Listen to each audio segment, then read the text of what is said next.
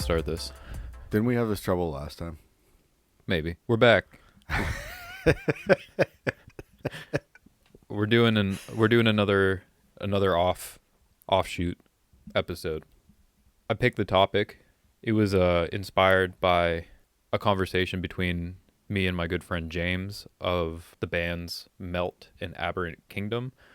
You can find both Melt and Aberrant Kingdom on Spotify. Aberrant Kingdom has a newer album, AK.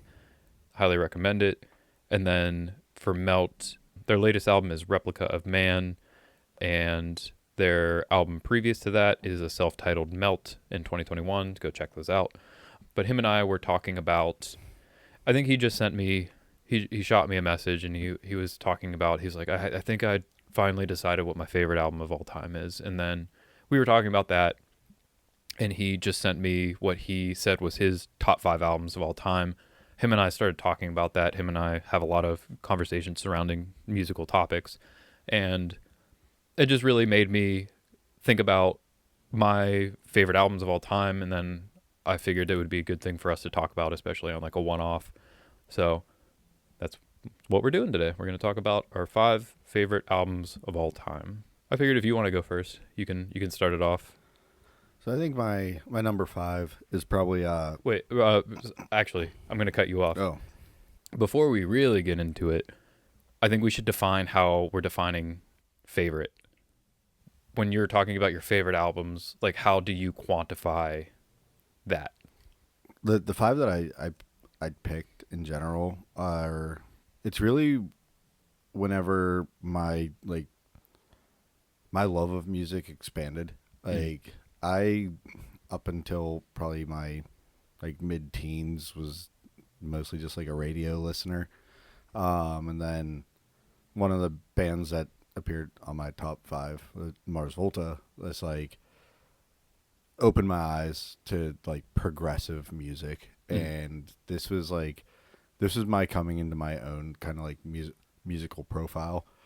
They're still like, it's not something that I still, not saying that I don't listen to it, because I always go back and listen to it, but my musical like taste has just only evolved even more and more since then, with just like branching out into some weird different things from time to time. But these are just probably 5 of the like albums that really influenced different varieties of like the music I listen to now. So there's significance beyond just the music itself. Yeah. Okay. Yeah. Cool. Because that is also how I kind of quantified mine, or how I kind of got to where I was. And I was talking to James about this, was some of these albums may have songs on them that I don't appreciate as much as the other ones, but there's something significant about the album itself and what it represents to me that allows it to become what I would consider better than albums by the same band that I might enjoy listen after listen a little more. But it's just the significance, and that's why I kind of did that. I know you've heard me say before when I talk about bands, and I'll say, like, for instance, like Code and Cambria, that I'm a big fan of. I will always say, like, I think Good Apollo, I'm Burning Star 4 is their best album, but in Keeping Secrets of Silent Earth 3 is my favorite album by them. So like I recognize things like that too, where it's like, this might not be as good as that album. Yeah. But to me, it means a lot more. In the same capacity, like for someone like Jeff Rosenstock, for me, it's obvious that Worry is probably his best album. A lot of people consider it like his magnum opus. But for me, We Cool is my favorite, and it's the most personally significant to me, and it's the one that I will return to the most likely. But with that being said, are you going to go 5 to 1? I was planning on it. Okay. I didn't number them sequentially. I'm just going to throw them out and discuss them, but by all means, Start at 5.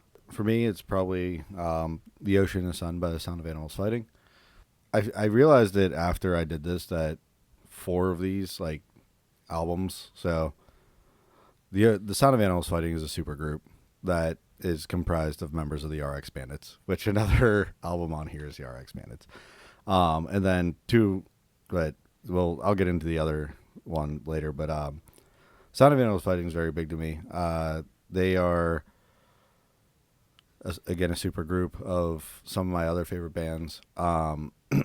Members of the RX Bandits, mainly Matt Embry, who's the frontman guitarist of RX Bandits, and then the drummer Chris Sakagis, who is just such an amazing drummer in general. The person who actually started it was, his name's Rich Balling, who was on the RX Bandits' first album, but that's it. He played a trombone, but he kind of brought all of these people together to make the Sound of Animals Fighting. It also features members from Circa Survive. Anthony Green is the primary vocalist a lot of times for Sound of Animals Fighting. And then on certain albums, you'll also have like Craig Owens from Chiodos, members of Finch, a bunch of different bands in general. So they have a core group that features a bunch of other members in the kind of in the same variety of music. To me, it's one of the coolest things ever is having a super group and featuring things like that. The Ocean and the Sun was their third and what I always thought would be their final album, but more recently they just came out with an EP. Before this album came out, they had only ever played 2 live shows because they are a super group and they weren't a constant touring band. After this came out, about 6 years after it came out, they did a tour, and a large group of my friends went to New York City to go see them play because it was the closest thing to us that was coming. It was one of the coolest trips in my life. Never been to New York City before that. Such a wild, like, just experience in general.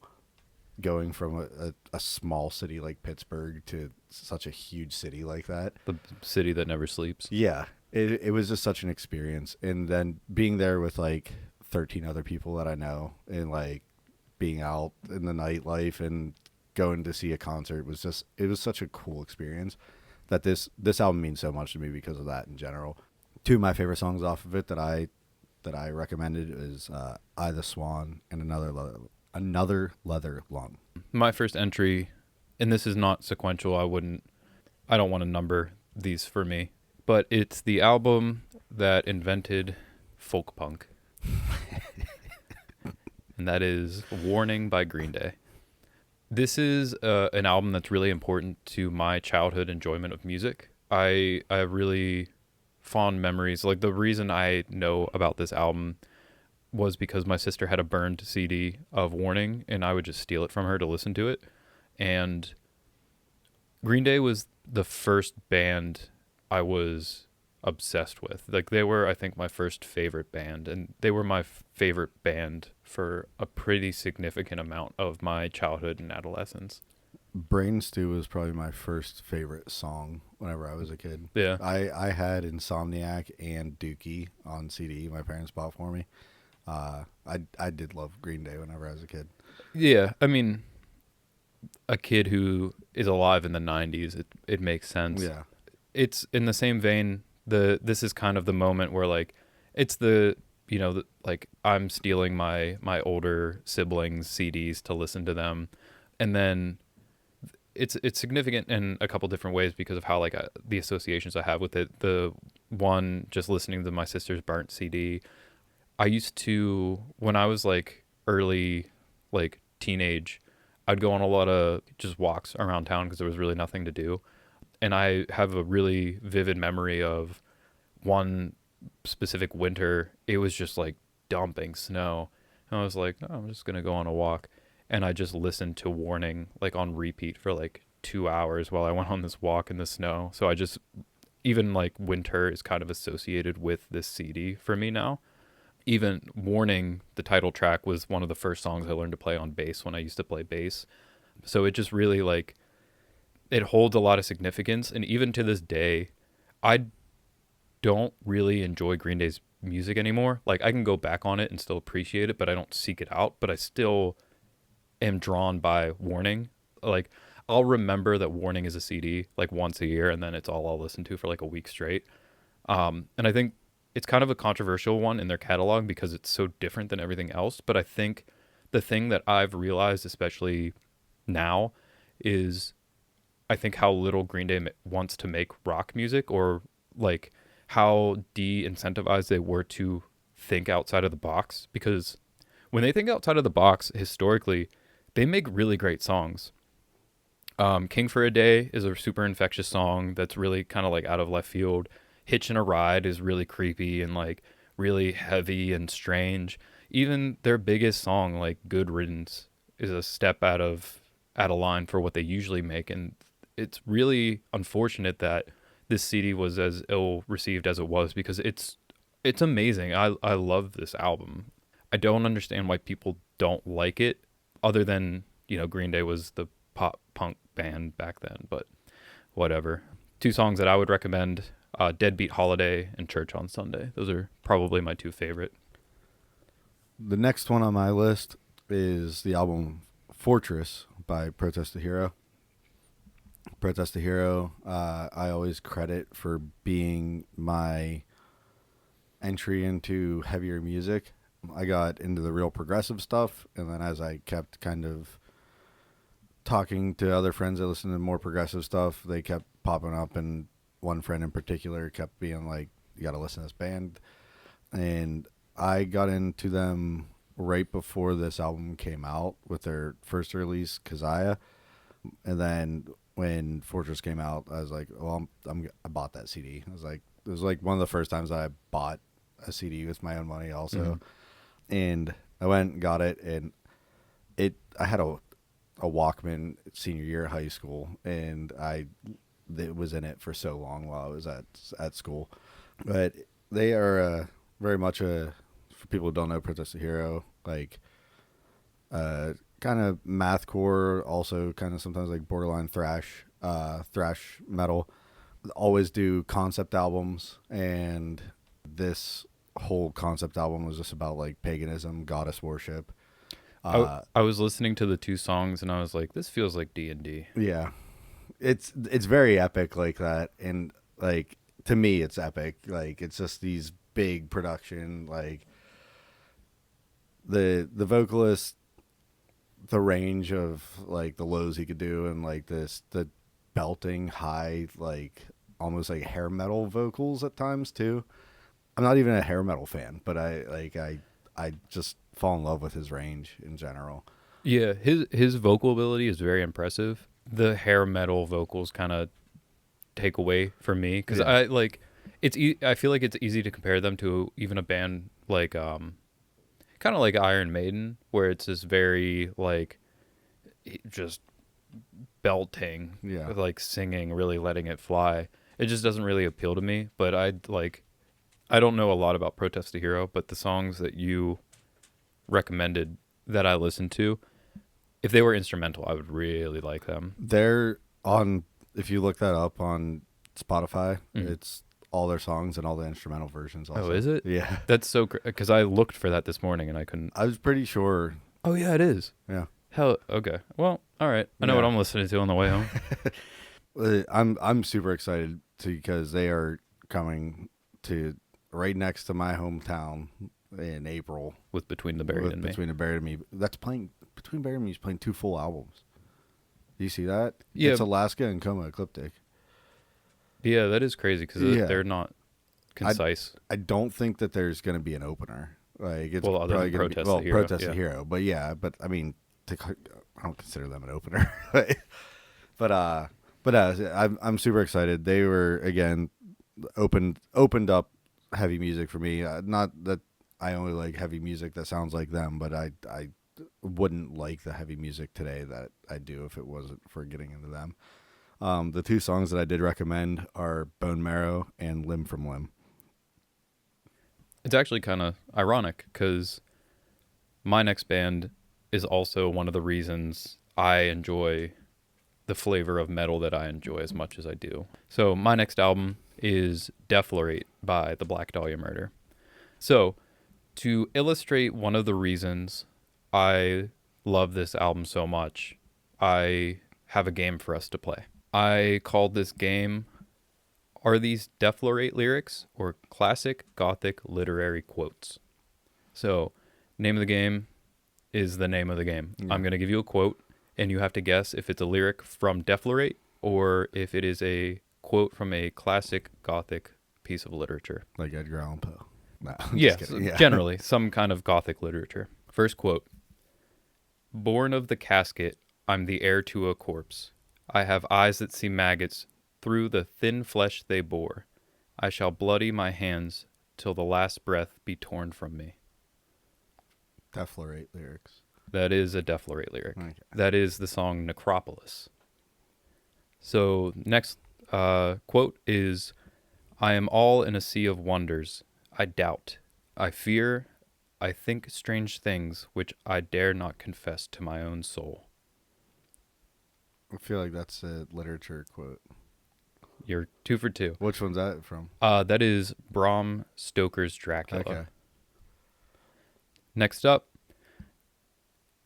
And then there stole into my fancy, like a rich musical note, the thought of what sweet rest there must be in the grave. Gothic literature? 3 for 3. Damn. That's Edgar Allan Poe. That is The okay. Pit and the Pendulum. That definitely sounded familiar to me. I used to read a lot of Edgar Allan Poe whenever I was younger. Next one. We bury you now, still while you breathe, dead as the void that you've left here in me. Deeper and deeper, spent memories, cremating all that would bear your disease. Gothic literature? That is Denounced Disgraced by the Black Dahlia Murder. They easily could be, yeah. Last one. In that very moment which life doth fade away, ejected from my human shell, exempt from time or space, floating, absorbing, omniscient in display, a grandiose presentation unravels before me. That's from Frankenstein, isn't it? Is that from Frankenstein? That is Death Panorama Oh, shit. by the Black Dahlia Murder. That definitely could have been from Frankenstein. So that's part of why I wanted to do this, is because part of what I love so much about this album is Trevor Strnad is, and I will take this to my grave, he is one of the greatest metal lyricists of all time. I'm going to tell you this right now. Doth threw me off. Yeah. But that's how he writes. That's crazy. Like, all of his lyrics are like that. I think what people don't like, what probably people don't understand, and I only know this because I'm a Black Dahlia super fan, they are the reason I love death metal and the more extreme versions of metal as much as I do.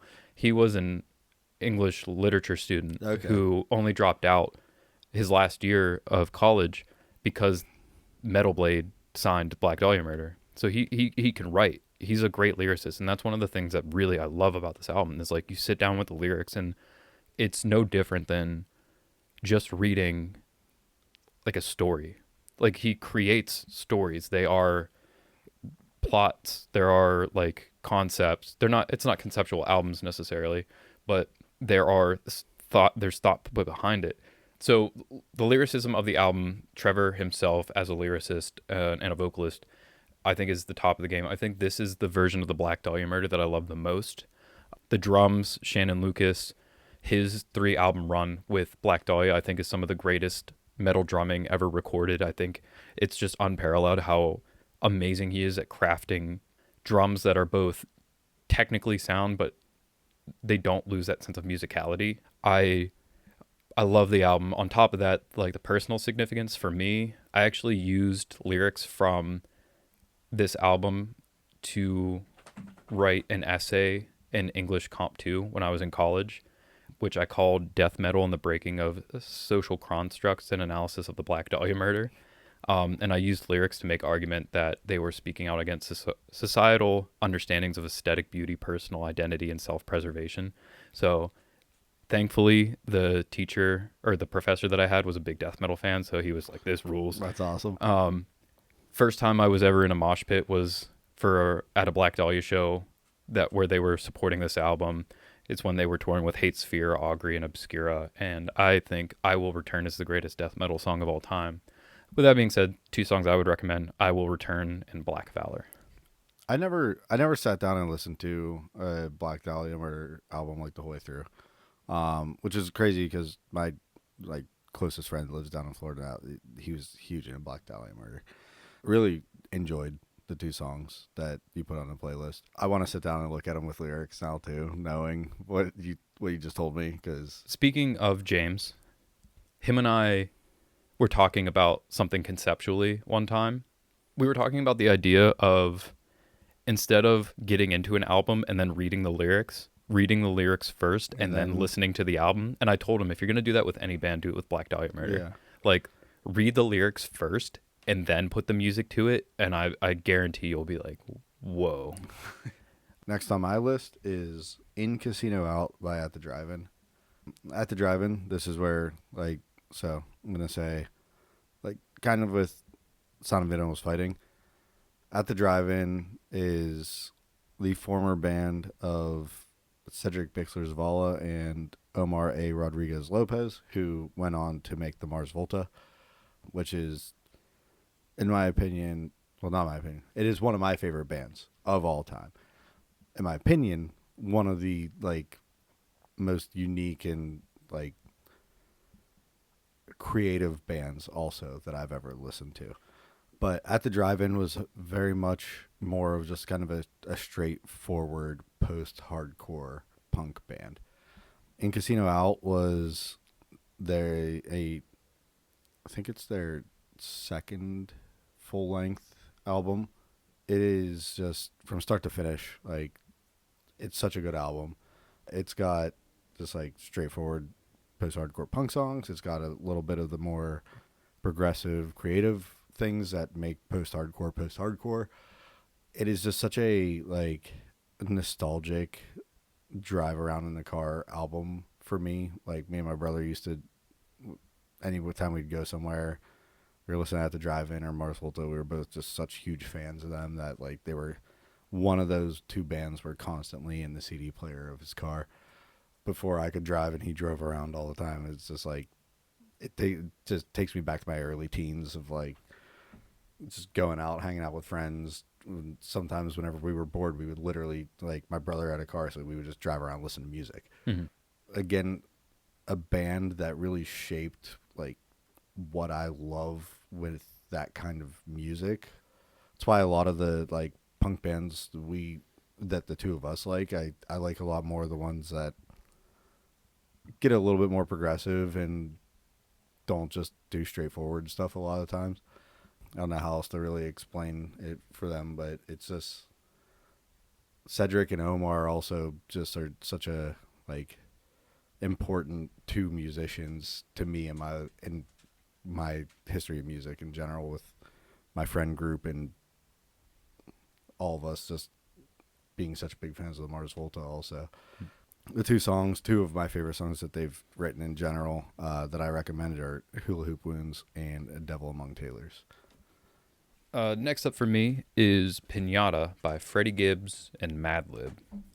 There was a pretty long period of time where Freddie Gibbs was my favorite rapper, and this was always my favorite album by him when he was my favorite.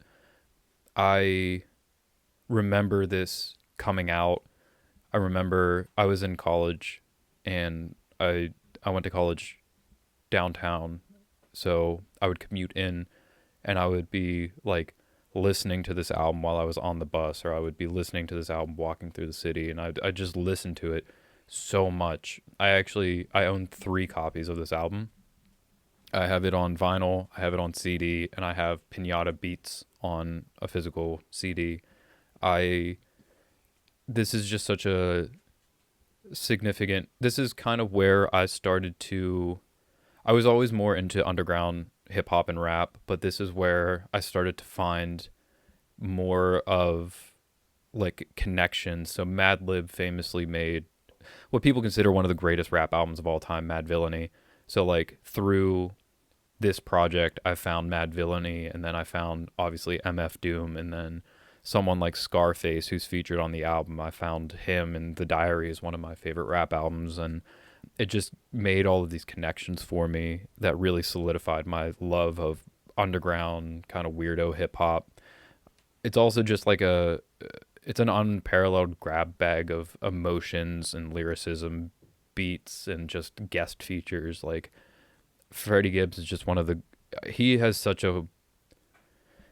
his lyricism at times can get repetitive in the same way like Pusha T can get repetitive, where he's always just talking about selling cocaine.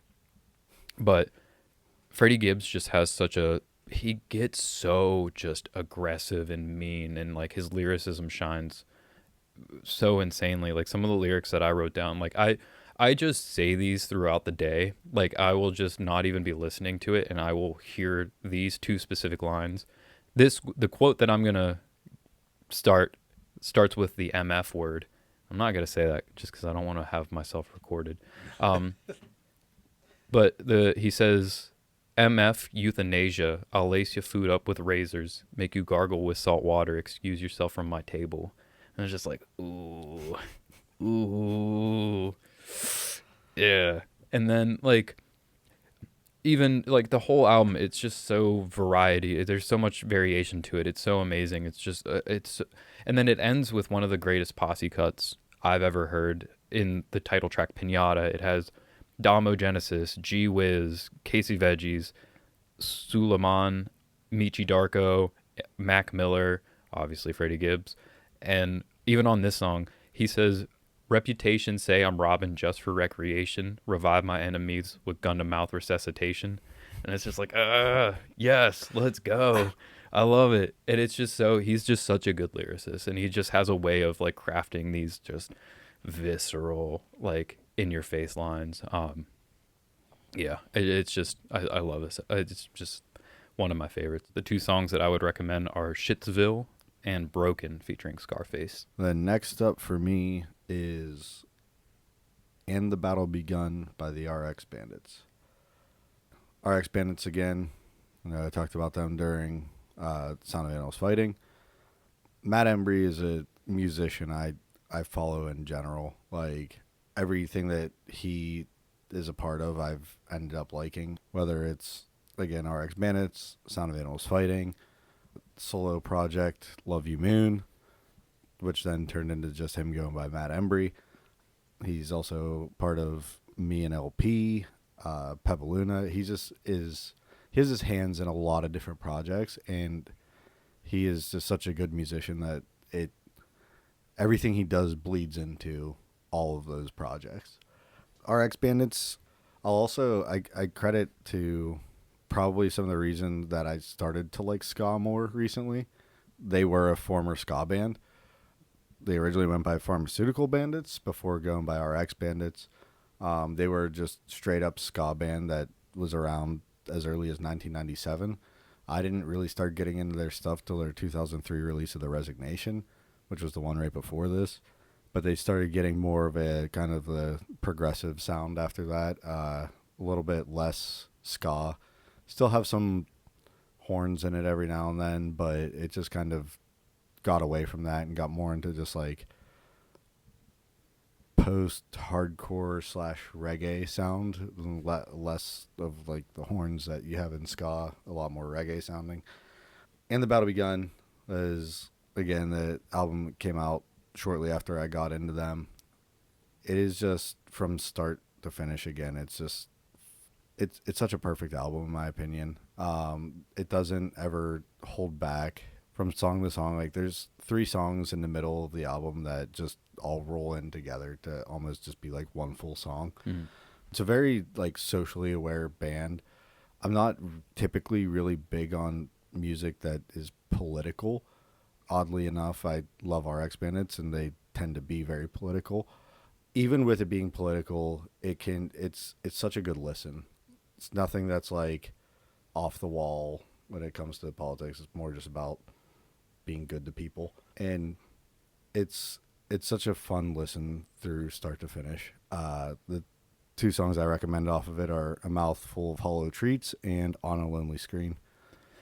Out of all the music that I listened to prepare for this, RX Bandits were the one that I would, outside of now that I know that Protest to Hero has instrumental cuts of their songs, RX Bandits was the one that really, I was like, which we were at a brewery once and Almost this whole album played. yeah, and I remember, it wasn't just you and me, I think it was a bunch of people. It was we don't have to say no, we went out for board games. Oh yeah. And yeah, I was kind of at times when like people were going to get more beer or get their food, I would like tune into the album and I was like, wow, actually. With how much you appreciate drums, RX Bandits is something that I think you should listen to in general. Even again, Matt Embry's solo projects, because a lot of times Chris Sakagi is featured as the drummer on it, and he's such a good drummer. I definitely, for you, 100%, I recommend RX Bandits. Yeah, I'm kind of in a music slump right now, so I'll probably end up listening to him just because of how much I enjoyed The Resignation and The Battle Begun, Mandala. I'd say start with those three. If you enjoy it, Gemini Her Majesty, which was their newest album that came out, but when I say newest album, I think it was like 2011 or 2013. It's over 10 years ago.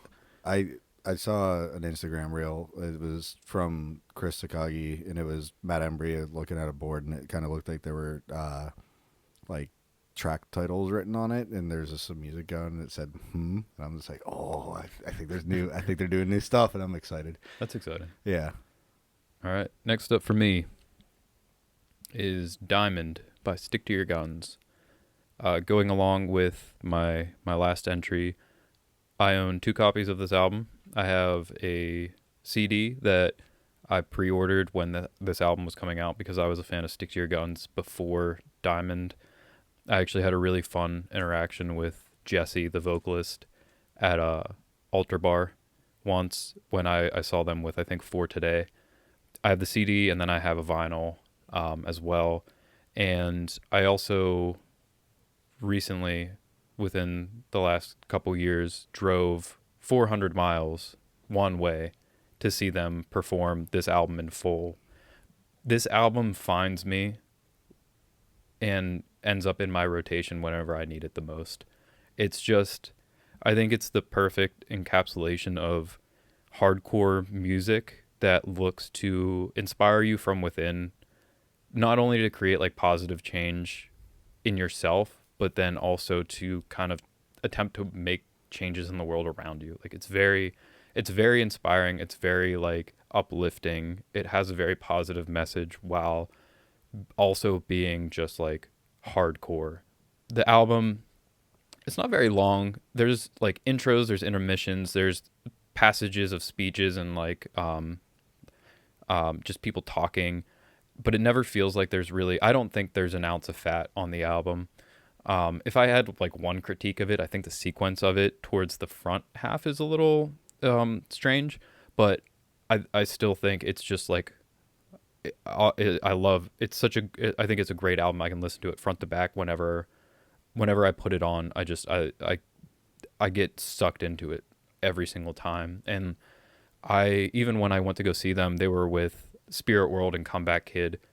I waited after the show because I just wanted to I wanted to try to like say what's up to somebody in the band, and like if I could maybe get something signed.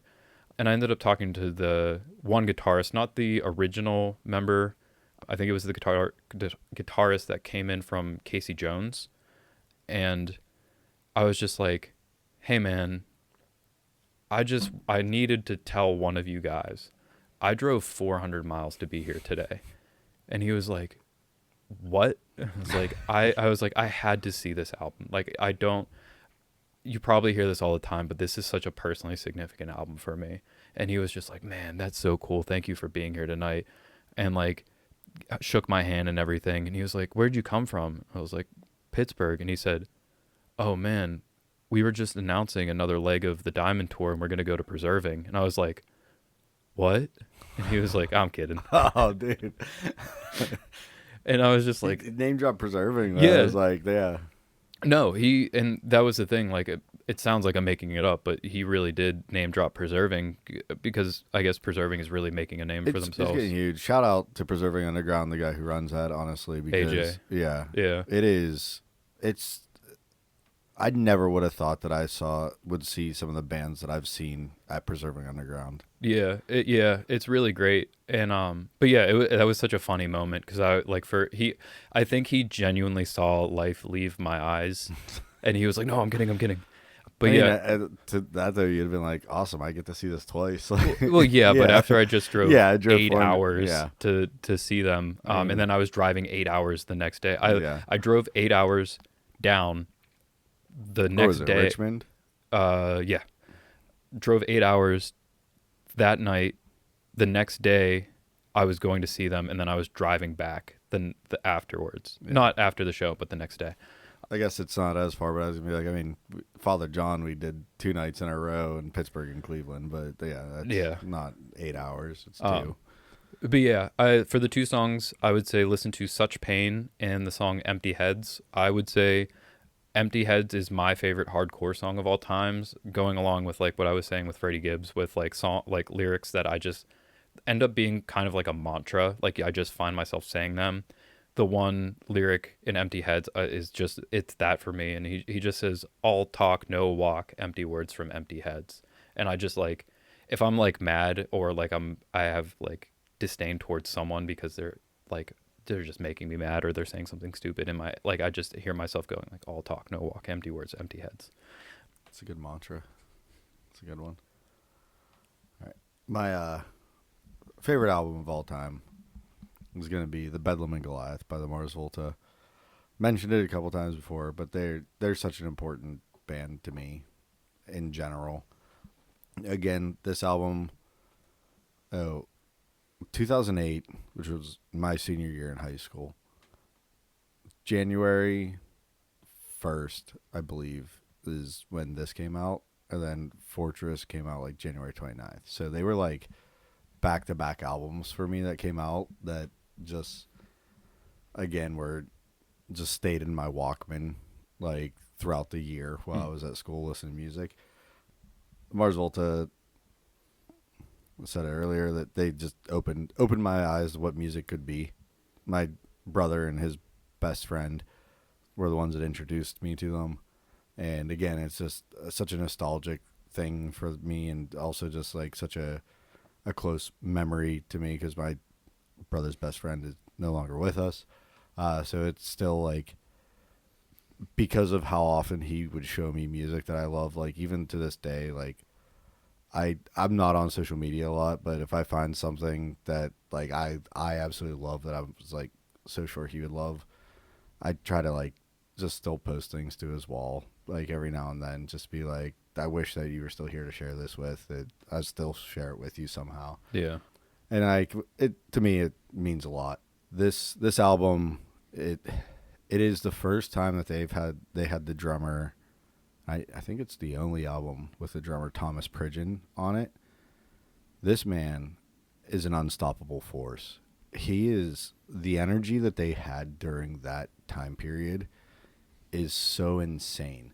This album from start to finish just goes. And there's like a couple songs that slow down, but even though that they're like slower, there's still just so much like weird energy in them that is like, it can only be credited to how much he just goes on drums. And it's insane because like seeing them live once, went to Columbus, Ohio. We actually drove there 3 times and only saw them once. But the first time got canceled due to inclement weather after we had already got to the city. Second time, the lead singer ended up being sick and couldn't sing. So third time's the charm, but they played in a bigger venue. The song, something that the Mars Volta is very known for, because they are very much like a kind of a jammy band also. One of the songs that I recommended on here, Goliath, which is like a somewhere in between 6 to 7 minute long song. It had so much interspersed in it. It was a 20-minute opening song, and it was phenomenal. Actually, somehow I wonder if my brother still has it, but he had a CD, Like a bootleg that was a bootleg like of version of the concert that had it on it. And That's it was, cool. Yeah, it was so awesome to go back and listen to. Again, Mars Volta is another album like Protest the Hero. They do a lot of concept albums, and I think that's a big reason that I love the band so much also, is because you could read into like the ideas behind everything. And this one was such an interesting thing because they claim it's something that happened to them, but somebody gifted Omar what would have equated to being like they said they got it out of a curio bazaar in the Middle East, but it equated to being a kind of like an ancient Ouija board. And Okay. they said that they said that they like spoke to these three different like entities in it: Goliath, Patience Worth, and I can't remember what the third one's name was. But weird things were happening during the recording of this. Like their entire studio flooded. It was just like bad luck. Like it took them so long to release this album because as they were trying to do this, like just weird things kept happening. So it was like a curse. Okay, But like that's cool. yeah, even if like a lot of it's made up, it still is like just this The cool mythos concept. of the album. Yeah, Yeah. but like all of their albums have had not like but like conceptually. Usually, it was more about somebody they knew in weird situations with them. It's just something I love so much about them, and just again, just the unbridled energy that is just present in the album. But the two songs that I highly recommend on this, they're personal favorites. I don't expect many other people to like them if they aren't a fan of that kind of like just weird psychedelic progressive rock. But it's Metatron and Goliath. They're the two longest songs on the. To highlight, so we both, in preparation, we compiled playlists on Spotify to send each other of the two songs we would recommend, so we could at least, we wouldn't have to sit there and try to listen to the full albums if we hadn't listened to the bands before or the albums before. Your playlist for 10 songs is 47 minutes. My playlist, again, for 10 songs is 36 minutes. So Yeah. there's an 11-minute difference between. It's mostly the Mars Volta. Yeah, exactly. Last but not least for me, and again, it's ironic because it's kind of in contrast to what you said about this being your number one. This might be the most interchangeable one for me. When James and I were first talking about this, I didn't name this album to put an asterisk on that. There was like 2 minutes in between the first thing I responded with and then I then replaced it with this. And that is Better Off Dead by Flatbush Zombies. Did you send me this album before? So, yes, I did send it to you before. The album is technically a mixtape, and it was not on streaming until last year, 2024. So I used to have to just listen to it on YouTube all the time. And I think that's how you sent it to me because one of the songs definitely sounded very familiar to me that I listened to, and I do like things I've heard members of Flatbush Zombies on before, and I think I just like Flatbush Zombies also.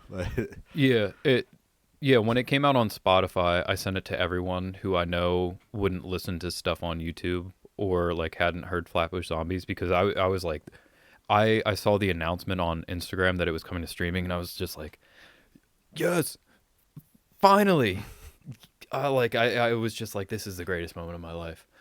To continue along with Pinata and Diamond, I love this mixtape album so much. I own a bootleg copy of it on vinyl. I own somebody on Discogs they must have pressed it themselves or something, but I have a unauthorized vinyl copy of it because I wanted to make sure I had a physical piece of it. But yeah, I remember the night that this mixtape came out. It was September 11th, 2013. The reason it came out on September 11th, it's significant. Well, it means something in the context of the album because the first song they mention it specifically in a very non-typical way. It's intentionally provocative in order to really get you hooked in. So the date is actually kind of significant. But I was a senior in high school and I ended up staying up till midnight to listen to it when it released. And I listened to the first 3 songs and then went to bed. And then it was like all I listened to from that point on. But yeah, I kind of said it with Pinata. This really helped solidify my love for underground hip hop. And especially like this era of hip hop was when the internet really started to permeate the rap landscape. It wasn't so previous to the internet really becoming like a place for music to thrive. It was very regionalized. Like you had East Coast hip hop, West Coast hip hop, Southern hip hop. You had New York sounded different than other places in like the Midwest or Philadelphia, and LA had a different sound from the Bay, and Houston had a different sound from Memphis. And what you saw a lot, especially with like a group like Flatbush Zombies, especially in New York, was artists taking all of these sounds that they were influenced by and really making this hodgepodge cosmic gumbo of sounds. And like they I had liked them for the previous mixtape that they had put out, so being able to see the evolution of them. They're a three man group. It's Michi Darko, Zombie Juice, and Eric the Architect. Eric was kind of rapping, but he's the producer of all their tracks. Meech and Juice they were the most predominant rappers, but now this was the first mixtape they were really all sharing the load. They all bring different things. Meech has a really dark, gravelly voice. He finds all these ways to talk about like who to compare him. He's Randy Savage on acid. He finds all these ways to compare himself to all these like really strange things. Juice is very Bone Thugs and Harmony inspired. He has a high pitched voice. He has a very rapid flow. Very smooth. Also. Yeah. He does a lot more like the kind of singing, like melodic stuff. And then Eric is kind of the middle ground between them. I wouldn't say he's more lyrical, but he definitely has more of like the crafted lyricism, whereas Meech is very like one of the songs is just about they all have solo songs on the album. Meech's solo song is him name dropping all of these serial killers and crafting a story where he gets pulled over by a cop after he murders someone and then he has to kill the cop. It's just so their dynamic it just works so well. Getting into them really helped me get into artists and groups, collectives like Pro Era, which was Joey Badass, Capital Steez, CJ Fly, all of their collective. I was really into. You had artists like the Underachievers, who Flatbush Zombies, Pro Era, and Underachievers ended up making Clockwork Indigo, like super group. They were really close with like ASAP Mob. I think the first song I heard that had Flatbush Zombies on it was Bath Salts. That was part of the ASAP Mob mixtape. I think the first thing I heard any of them on was you sent me is Powers Pleasant. Please Forgive. That's it. Yeah. Yeah, and even like someone like Action Bronson, who I knew prior to them like working together, but he was part of that. Or even someone like Bodega Bams and Tan Boys. They're all like associated with each other, and like getting into this artist really got me into a lot of stuff from New York. Even though I say all this, it probably is the most interchangeable. That's not to say I don't love the album. I kind of have like I kept going back and forth with this and the album which I'm not going to name because it doesn't matter. I kept going back and forth on which one I wanted to include, and then I ended up just sticking with this because I do love it as much as I do. So that's our 5 favorite albums of all time. Hopefully someone takes a chance and listens to something we recommended, and maybe you find a new genre that you enjoy, or you find a new artist. I like that both of ours were like vastly different enough from each other. Yeah.